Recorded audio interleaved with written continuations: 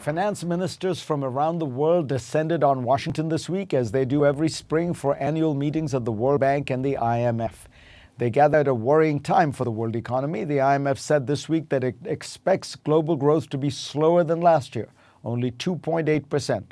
One of the pressures weighing the world down, of course, is Russia's war with Ukraine. More now of my exclusive interview with Treasury Secretary Janet Yellen.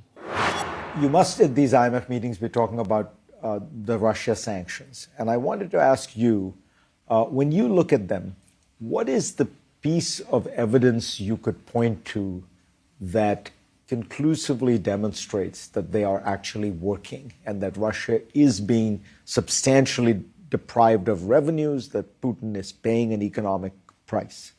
So we've had two objectives from the outset. One is to deprive Russia of revenue, as you noted, and the second is to deny him access to the equipment that he needs to provision his military adequately to conduct this brutal war. On the revenue side, our price caps that we've put in place on Russian oil have lowered the revenues that Putin is receiving by roughly 40% over the last year. He expected to have budget surpluses. He now has very large budget deficits. In terms of equipment, we know that we've had great success in depriving him of the equipment that he needs to conduct this war. This is due to our export controls, and importantly, it's not just the United States acting alone. It's that we have a strong coalition, partners who are working together to put in place sanctions, export controls, and working jointly on enforcement. He lost over 9,000 pieces of heavy equipment on the battlefield, and we see the Russians struggling to replace this.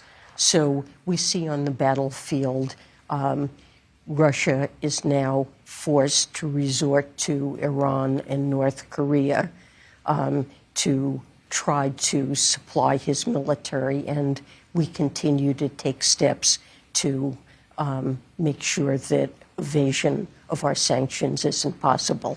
But we think his military is really short of the equipment that they need to wage war. Let me ask you about one of the costs or one of the prices of these sanctions. The way that the United States has used sanctions often, in this case, in the case of the Iran nuclear deal, is to use the power of the dollar as the reserve currency of the world. But that weaponization of the dollar has produced a reaction. This week, President Lula in Brazil said, why are we all being forced to use the dollar? Emmanuel Macron made reference to the dollar in that same way. The European Commission has talked about, after Trump pulled out of the Iran sanctions, talked about creating an alternative to SWIFT, to the American-dominated payment system. Is there a danger that we will look back at all this, these measures and say this was the moment that the dollar's hegemony and its status as reserve currency began to falter? So there is a risk when we use financial sanctions that are linked to the role of the dollar, that over time it could undermine the hegemony of the dollar, as you said. But this is an extremely important tool we try to use judiciously and in circumstances, especially when we have the support of our allies. It's not just the United States. It's a coalition of partners acting together to impose these sanctions. So it is a very effective tool. Of course, it does create a desire on the part of China, of Russia, of Iran to find an alternative. But the dollar is used as a global currency for reasons that are not easy for other countries to find an alternative with the same properties. The U.S. Treasury market is the deepest and most liquid and safest asset. Dollars are widely used.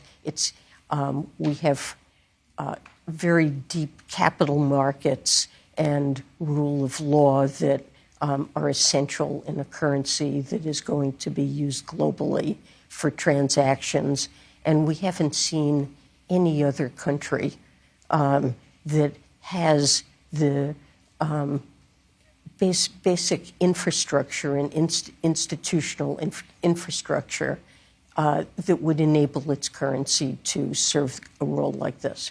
Let me ask you one question about Ukraine, about rebuilding Ukraine, resupplying it. It's going to take a lot of money. Yes. There are some who say this money should be taken from Russia's frozen central bank reserves. Would you agree with that? I think Russia should pay for the damage that it has done to Ukraine.